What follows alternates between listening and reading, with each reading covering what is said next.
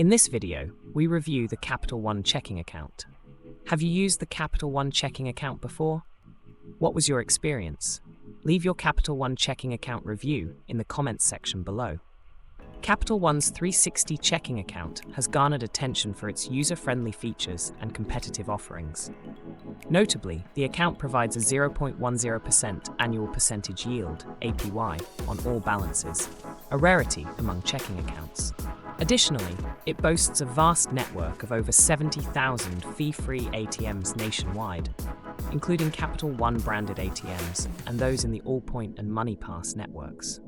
One of the standout advantages of the Capital One 360 checking account is its lack of monthly maintenance fees.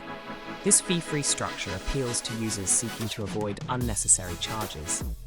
Moreover, the account offers early direct deposit, allowing customers to access their funds up to 2 days sooner than with traditional banks. The integration with Zelle facilitates quick and secure person-to-person payments, enhancing the account's versatility. However, some users have reported challenges with the mobile application, noting that it can be slow to load accounts. Additionally, while the account offers a 0.10% APY, this rate is relatively modest compared to high-yield savings accounts.